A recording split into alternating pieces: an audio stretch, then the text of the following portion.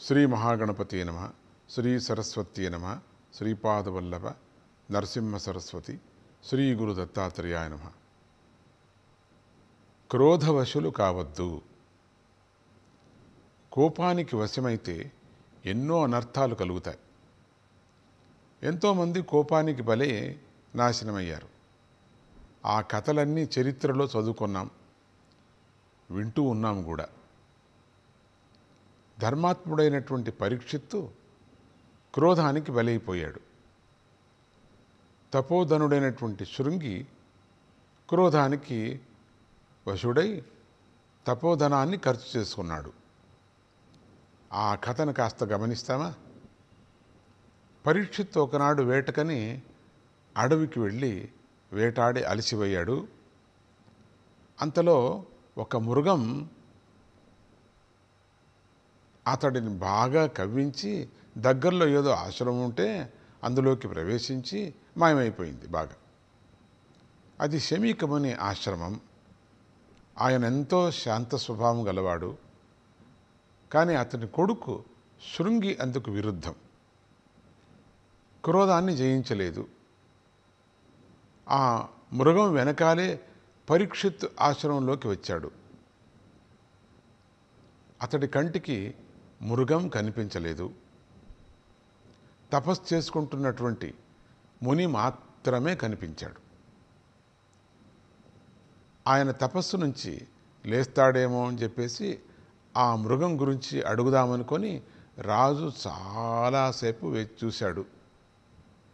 కానీ అప్పటికి కూడా ముని కళ్ళు తెరవకపోయేసరికి మహాకోపం వచ్చి దూరంగా చచ్చిపడినటువంటి ఆ పామును ఆయన మెడలో వేసి వెళ్ళిపోయాడు. అట్లా చేయటం వల్ల ఆయనలో సంస్కారం నశించింది. పరీక్షిత్తు రాజు అటు వెళ్ళగానే ఇట్లా శృంగి లోపలికి వచ్చాడు. తండ్రిని చూసి అమితమైనటువంటి కోపంతో, నా తండ్రిని అవమానపరిచినవాడు ఈ రోజు నుంచి 7వ రోజున తక్షకుడి కాటుకు గురి అయి మరణించుగాక అని శాపం పెట్టాడు. ఇక్కడ శృంగిలో కూడా సహనం, విచక్షణ, జ్ఞానం నశించిపోయింది.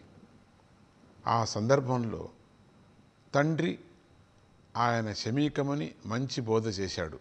పాపం కోపం తపస్సులకు చెడగొడుతుంది, అష్టసిద్ధులను నశింపజేస్తుంది.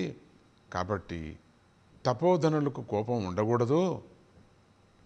ఓర్పు లేనివాడి తపస్సు, అహంకారం లేనివాడి సంపద, ధర్మహీనుడి రాజ్యంలో చిల్లు ఉన్న కుండలో నీరు వంటివి, అవి నిలిచి ఉండవు కదా అని శృంగిని మందలించాడు.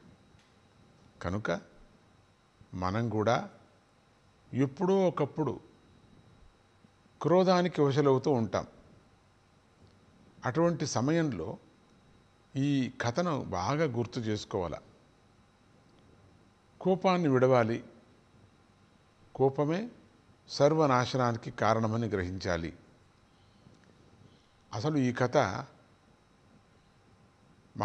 భాగవతం, మహాభారతం అన్ని దాంట్లో ఉండేటువంటి ఒక మంచి ఉదాహరణ ఇది. భాగవత తత్వం అర్థం కావాలంటే పరీక్షితుడిది ప్రారంభమవుతుంది.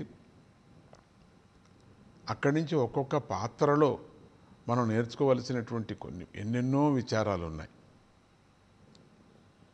అటువంటి భాగవతం భక్తికి చాలా ప్రధానమైనటువంటిది. భాగవతాన్ని కేవలం ఏదో భక్తితో పరమాత్మని ప్రార్థన చేయటమే కాక దాంట్లో జ్ఞానం కూడా ఉన్నది. మనకు కావలసినటువంటి విచారాలు ఎన్నో ఉన్నాయి దాంట్లో.